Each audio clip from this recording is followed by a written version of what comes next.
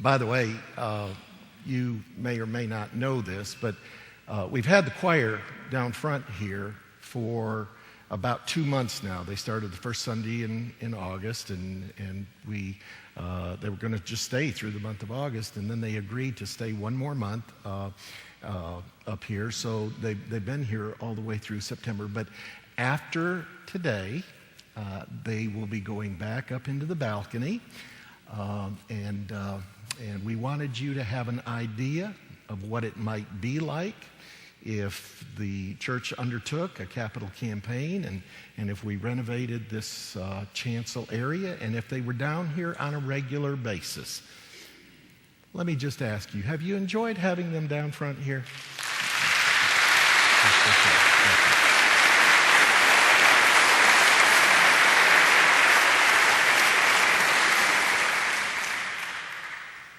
You can really show so by making a commitment to the capital campaign. I'm going to get in trouble for that later. I just know it. I also want to take a moment. We are so delighted to have with us this morning Hal Jones. Hal is the CEO and Executive Director of the United Methodist Children's Home. He was here for a Sunday school class, the Pacesetters Sunday school class, I believe it was, and taught in there and has decided to join us for worship. Hal, would you stand and give us a chance to greet you this morning?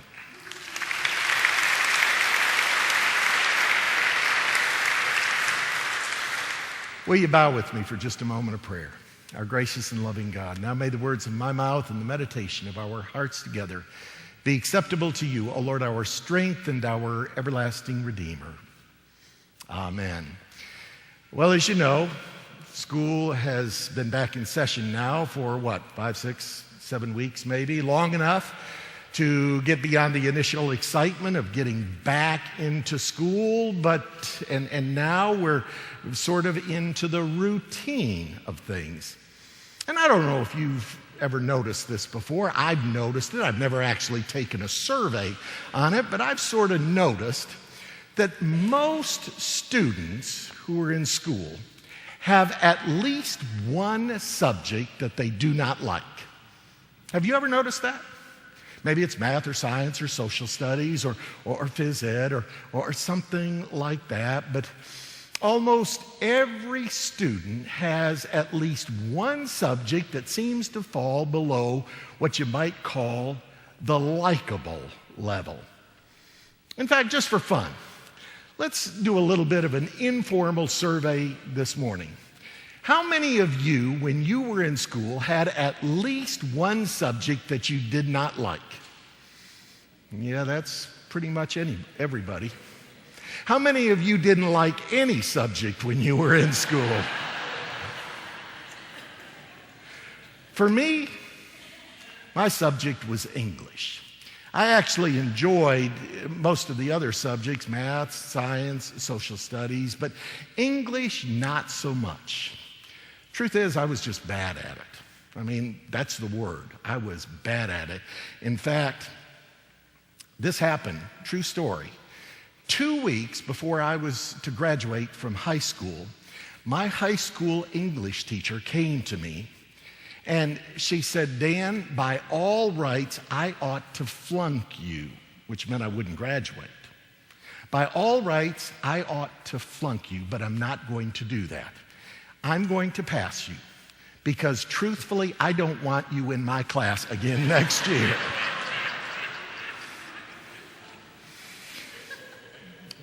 When I got to, and by the way, I was just grateful for the grade. I didn't care how I got it. But when I got to college, things became a little bit dicier. As you know, in college, you have to write a lot more papers. Now, fortunately for me, about 2 weeks after I got to college, I met this beautiful co-ed that I fell in love with, who also happened to be very good in English. So, whenever I wrote a paper, and by the way, in those days, we didn't have computers. You actually had to write the paper. We had this instrument. It was called a pen and paper, and I had to write. And so I would write out the paper, And then I would give it to Carol, and she would edit it, and then she would give it back to me, and I would have to write the paper all over again. It wasn't a particularly time-effective method, but it seemed to do the trick, and somehow I managed to get through school. When I got to seminary, things became even more difficult because by then Carol and I had married. Carol had a full-time job, and when you're married and busy, spending time together that way just isn't as much fun as it used to be in college. And so I was forced to do something that I now look back on as one of the greatest decisions of my life. I went out and bought a third grade grammar book. And I read that third grade grammar book, and I kept it on my desk. And every time I would write a paper for school, and every time I would write a sermon for church, for about 10 years, I would reference that third grade grammar book. I referenced it so often that it became so tattered that I ended up having to throw it away. Well, as a result of all of these things, I learned some things about sentence construction that I had missed during my earlier years. And one of the things I learned about was conjunctions. Do you know what a conjunction is? A conjunction is a word that ties together two or more parts of a sentence. Conjunctions usually consist of words like and, or but, or for, or, such as I've been doing. For example, suppose someone came to you and said, I love you, but I don't like you very much. Now, what's the conjunction in that sentence? Chances are you're not really thinking about that if someone actually says that to you. What you're really thinking about is, why doesn't this person like me? But what is the word that is the conjunction in that sentence? It is the word. That's right. Because it ties together the two parts of the sentence, and neither part of that sentence by itself would carry the same meaning. Well, about now, many of you are beginning to ask, what does all of this have to do with our lesson this morning? That's a very good question. I'm not sure I know either. Actually, it lies at the very heart of our lesson this morning, and in just a moment, we're going to talk a little bit more about that. But before we do so, if you'll just hang with me for just a couple of more minutes, I want to lay a foundation for what we're going to be talking about over the next several weeks here at the church. As you may have noticed, this morning we're beginning a series of sermons under the general theme, When God Calls Your Name. And over these next several weeks, we're going to be looking at some of the great call stories in the Bible in the hope that we can learn some lessons from the call stories of the people in the Bible that will teach us some lessons about the call that God makes on every one of our lives. For example, one of the things that you're likely to discover is that when God calls people in the Bible, He calls typically ordinary people like you and me. People who are not perfect, people who have flaws, people who, at least in that day, had things that were considered shortcomings. Moses, you remember, was a murderer. Ruth was a Moabite woman. David was an adulterer. Esther was a woman who was very timid and very shy. Another one of the things that you're likely to discover as we move through this series is that when God calls your name, it doesn't make life easier. In fact, it has a tendency to make life a little more difficult. If you were listening very carefully when Kathy read the lesson a little bit earlier, you may have noticed that when God's call came to Abram, we're told that he was settled. That's the word that's used. He was settled in Haran. But the moment that he heard that call, and the moment that he responded to that call, that settled life suddenly took a turn, and life began to be much more difficult for him. The adventure of a lifetime? Yes. But more difficult? Yes, that's true as well. Well, back to the conjunctions for just a moment. I mentioned that a conjunction lay at the very heart of our lesson this morning. Notice the way that God calls Abram. In calling Abram, part of what God said to Abram was, I will bless you and make your name great, so that you will be a blessing. Now notice how those two words, so that, function to connect the last part of that sentence with the earlier parts of the sentence. Without the last part of that sentence, the other parts just wouldn't mean the same thing. The last part actually helps to define the other parts of the sentence. In the first part, God said, I will bless you and make your name great. And God does bless Abram. And God does make Abram's name great. Today, literally countless people look to Abram as the father of their faith. However, in the last part of that sentence, God tells us that the reason he is doing this is so that Abram will be a blessing. Now, it's very, very important here to understand what God is and is not saying. God is not saying that God's blessings are conditional. God did not say, I will bless you if you become a blessing. God's blessings are always given freely, unconditionally, and lavishly. However, when God gives us blessings, I really think that God doesn't want us to simply be receptacles of those blessings. Rather, he wants us to be channels of those blessings through which other people are blessed as freely and unconditionally and lavishly as we have been blessed. This last week, I was reflecting on all of this. And I started thinking about some of the blessings that I personally have experienced. I thought for a moment about my family. I'm the luckiest guy on earth to have the family that I have. Our family isn't perfect.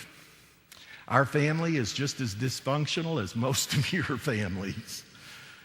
Most of your families. But I'm the luckiest guy on earth to have the family that I have. They are such a blessing to me. I thought about my job. I get paid. I get paid to share the greatest news in the history of the world. The good news of God's redeeming love. Is that a great gig or what? I thought about this church. And I think most of you who are in here know what I'm talking about. When I say to you that in these last months, your love and support has meant more to us, more to me, more to Carol, our family, than I could ever begin to put into words. Well, I thought of a couple of dozen other things that would count as blessings, things that we don't have time to talk about this morning. But here's what I believe that God is saying to me. I believe God is saying, Dan, I have given you these things because I love you. I have blessed your life because I want you to enjoy it to the fullest. I have blessed your life because I want you to have meaning and joy and substance in your life. But Dan, I don't want you to just sit on the blessings that I have given to you. I want you to let them find expression in your life in such a way that they become blessings to everybody you encounter. I thought about how sometimes things that don't initially appear like blessings in the hands of God's grace can actually turn into blessings. I remembered a church that Carol and I were once appointed to many, many years ago. My district superintendent came to me and said, Dan, I've got an opportunity for you. Anybody ever had an opportunity given to them? From the moment we arrived at the church, there were landmines going off everywhere. You should know they were going off before I got there. I didn't cause all of them. But as I look back on 42 years of ministry, I can tell you that still remains the single most difficult church I ever served. And yet today, I count it as one of the greatest blessings of my life. Because even though on the surface of it, it doesn't look like a blessing, in the hands of God's grace, He was able to teach me things about ministry that I have not learned any other way. I thought about some of you. I thought about how many of you have had experiences like this. Things that on the surface of it just don't look very much like blessings to you. It looks more like pain and hurt and struggle. But how in the hands of God's grace, God may be able to turn those things into blessings. And over time, like wounded healers that Henry Nouwen talked about, that pain can become a blessing to other people. I thought about some of the special gifts that God has given to you. Maybe it's a gift of singing. Maybe it's a gift of teaching. Maybe it's a gift of construction work. Maybe you have been given the gift of and the education of medical insight. And maybe God is saying to you, can you use that, please? To be a blessing to others, maybe sing in the choir, maybe sing somewhere else, maybe teach a Sunday school class or a Bible study or something else. Maybe if you're good with your hands, get involved in the great day of service or Habitat for Humanity or something like that. Maybe God has given you an abundance of resources. And God has given you the gift of giving, and God is saying, would you use that? Would you be willing not just to be a receptacle of what I've given to you, but would you be willing to be a channel of it so that other people are blessed? I don't know how God has blessed you. But I do believe this. Whatever blessings God has given to you, God has given them to you so that you will be a blessing to other people. Our gracious and loving God, as we sit here right now, even now in our minds, we're beginning in the words of that old song to count our many blessings and to begin to name them one by one.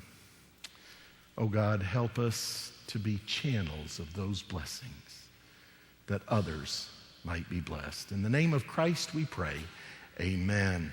Our closing hymn is hymn number 378, Amazing Grace, How Sweet